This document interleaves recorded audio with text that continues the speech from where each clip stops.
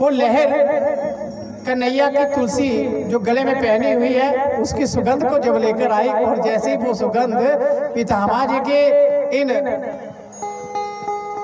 नाक छिद्रों में पड़ी तो भीष्म पितामह जी जागे हो, ये सुगंध तो मेरे कन्हैया की है, मेरा कन्हैया आ रहा है। हजारों बाण लगे हुए स्तन पर, लेकिन पीड़ा एक क्षण की भी नहीं है।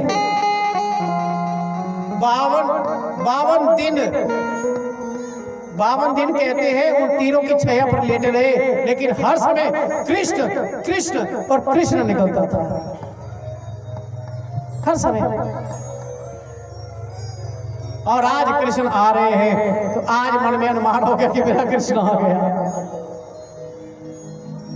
और जैसे देखा तो दाईं तरफ युधिष्ठिर, अर्जुन इत्यादि सब खड़े हैं और पांडव। अब देखने लगे कन्हैया कहाँ है, तो थोड़ा तनिक अपने सर को उठाया, और जैसे सर को उठाकर देखा तो कन्हैया तो पितामह के चरणों में पड़े हुए। पितामह प्रणाम। अरे ओ छलिया, तेरी आते कब सुधरेगा तू? क्या हुआ पितामह? तेरा छलना, अरे तेरी आदत नहीं जाएगी छलने की।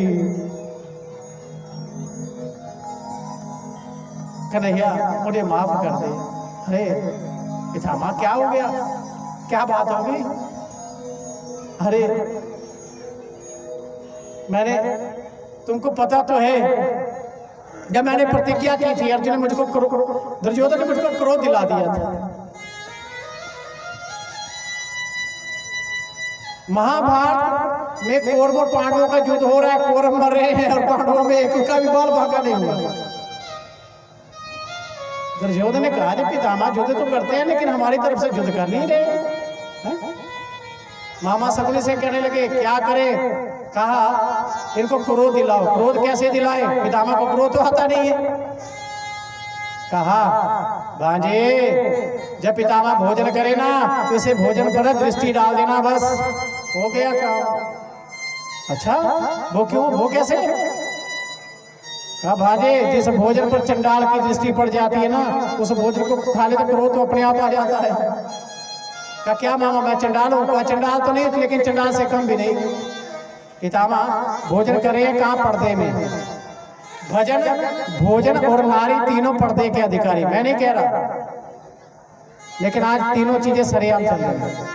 भोजन सरेआम, भजन सरेआम है, और नारी भी बिना पल्ले के फिर रही है, जीन्स पहनकर, आधी आधी शर्टें पहनकर। कहाँ जा रहा है हमारा समाज?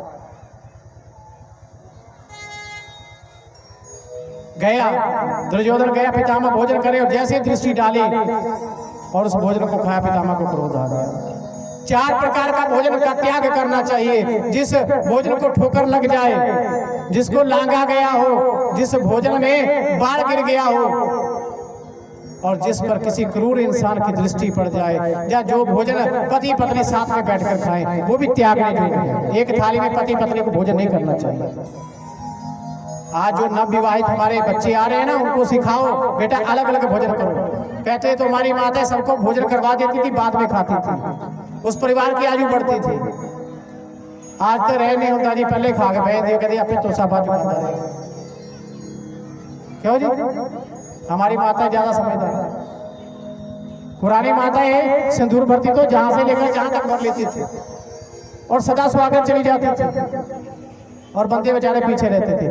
आज की नई माता तो इतना ही खींचती है कि उसको पता है भाई नहीं ज्यादा तेन चाहिए नहीं, मैं ज्यादा कर देता तो मैं तोड़ के पहला तेने दूजी ले आया, इसलिए इन्ना की खिंचती है जिन्ना के चाहिए, दूजी ना ले गया है। तो बहुत सी कमी है, बहुत सी कमियां हैं। अब दृष्टि पड़ी, भीष्म पितामह जी ने भोजन को छका, क्रोध आ गया। कहा पितामह खाते तो हमारा हो, लेकिन भला पांडवों का करते हो। भीष्म को क्रोध आ गया। मैं प्रतिज्ञा करता हूं दुर्योधन कल का सूर्यास्त होने से पहले पहले एक पांडव मेरे हाथ से मारा जाएगा। आकाशवाणी हो गई, कृष्ण कन्हैया के कानों में पहुंच गई। कन्हैया ने द्रौपदी को उठाया, द्रौपदी उठ, चल मेरे साथ। द्रौपदी कहती है कन्हैया भैया कहाँ जाना है? कहा चल तू मेरे साथ में। उसी ब्रह्म मुहूर्त में, क्योंकि पितामह को मिलने का एक समय था ब्रह्म मुहूर्त का, और उसमें उसने दुर्योधन को कहा कि अपनी पत्नी से कहना कि मेरा आशीर्वाद ले जाए ब्रह्म मुहूर्त में। अगर वो आशीर्वाद ले जाती तो दुर्योधन मर नहीं सकता था। आशीर्वाद लेने आना उसने, क्योंकि ब्रह्मचारी है ना, जो वाक्य कह दिए वो सत्य है। आना उसने, लेकिन कन्हैया ने रोक दिया। ये कहाँ जा रही है? अच्छे घर की बहुएं रात आधी रात को कहीं और नहीं जाती, चल घर वापस। और द्रौपदी को लेकर चल पड़े। द्रौपदी अब जा रही है, जूतों की आवाज आ रही है, द्रौपदी धीरे चल। द्रौपदी कहती है क्या करना, फिर धीरे चलने लगी, फिर आवाज आ रही है। कन्हैया ने कहा जूते उतार दो। जूते उतार दिए, और जूते उतार दिए तो कन्हैया ने क्या किया, अपने बाजू के नीचे रख दिए।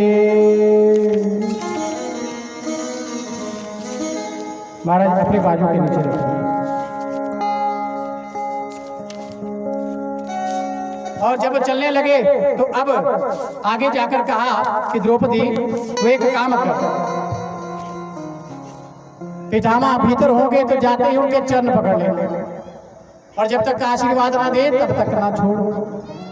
द्रौपदी गई और पितामह के चरण पकड़ लिए और पितामह से आशीर्वाद। पितामह ने क्या कह दिया, आशीर्वाद देता हूँ बेटी, तू वीर तुम्हारो वाली हो।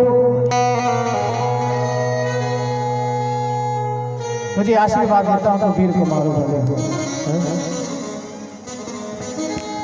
बाल न बांका हो उसका,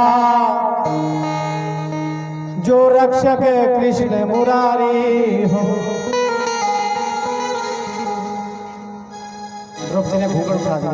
अरे द्रौपदी तू? हाँ पितामह, आपने तो वचन पर वचन देते जा रहे हो। कल को एक वचन आपने दिया था दुर्योधन को। अब 5 पांडवों में किस पांडव का वध करोगे बताओ मुझको। एक तरफ तो मुझको अखंड सौभाग्यवती कह रहे हो और दूसरी तरफ कह रहे हो कि एक पांडव मारा जाएगा। पितामह कहता है इस बात को छोड़, पहले ये बता तेरे साथ में कौन आया है। अब द्रौपदी कहती मैं कहूँ तो क्या कहूँ। कहा पितामह आए तो हैं लेकिन मोहन भैया है। अरे मोहन भैया? ये मोहन भैया कौन है? कहा हमारा नौकर है नया। अरे द्रौपदी मैं तुमको अच्छी तरह जानता हूँ, दे नया नौकर कहाँ से आ गया, दिखा, मैं जानता हूँ।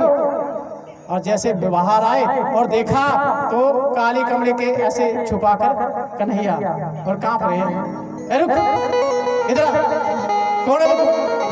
कमली उठा। और जैसे कमली उठाई तो मोर पंख निकला बीच से। अरे छलिया तू कब सुधरेगा रे?